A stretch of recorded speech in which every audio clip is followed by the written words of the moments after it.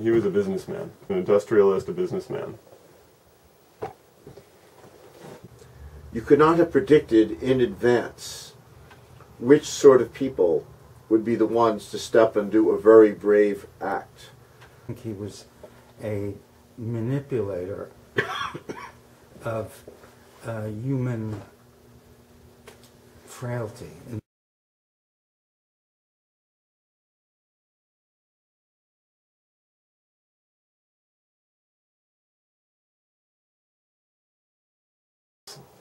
Because he both was a businessman, a legitimate businessman, but he also was pretty crafty and clever at getting what he wanted and what he needed. I think his motivation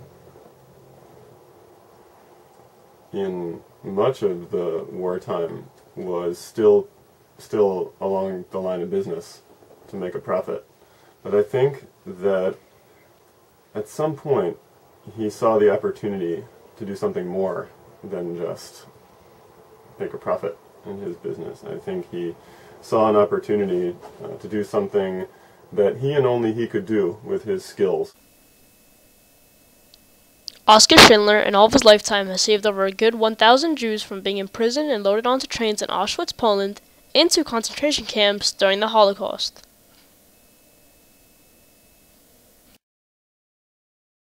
Schindler was a German industrialist as well as a member of the Nazi Party, born on the 28th of April during the year of 1908.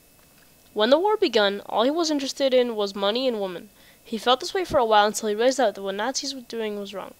As he said in his later wartime actions, if you saw a dog who was about to be crushed under a car, wouldn't you help him? In this quote, the dog's reference towards the Jews. He saw them piling onto trains, and he knew that he couldn't let them be taken away to their death. They were calling for help, and help was what he gave them. Schindler then changed and became very different over time.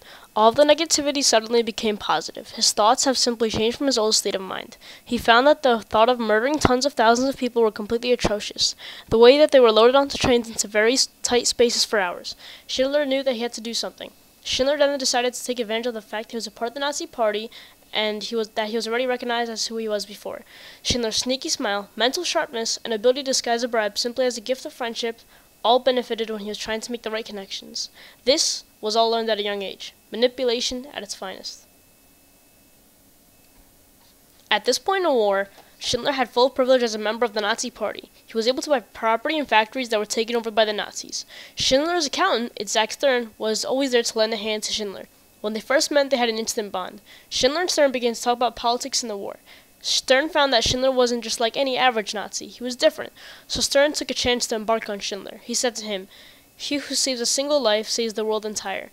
The remark was never lost on Schindler.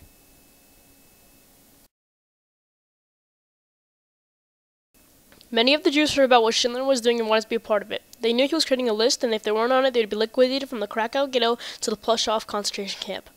The Jews called it Schindler's List. They didn't know how to get onto it. They would be lucky to be able to have some type of connection to Schindler to get onto the list. This was no party invite. This was life or death. If you were on it, before you were sent away. They'd be forced to work in the camps and face the fact that they would be killed at any time, anywhere. The list saved a couple thousand Jews. Those couple thousand were the lucky one. Schindler had such great connections, he was able to pull as many Jews out of Auschwitz, one of the deadliest concentration camps during World War II. Ploshov was run by a dirty man named Amon Goth. There were many Jews in the camp of Ploshov, yet Oskar Schindler had a plan to get them out of Amon Goth's hands, and into his.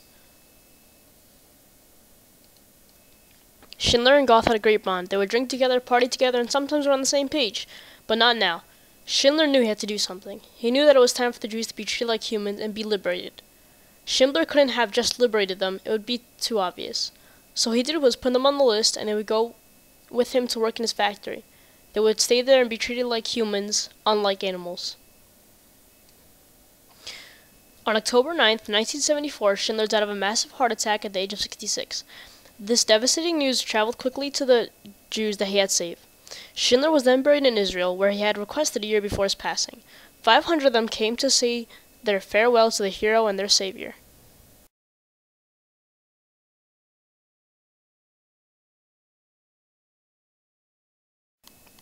The crazy thing that not many people wrap around their head is that Schindler was just an ordinary man. just another average being, but everyone has a special spark in them to know what's right and what's wrong.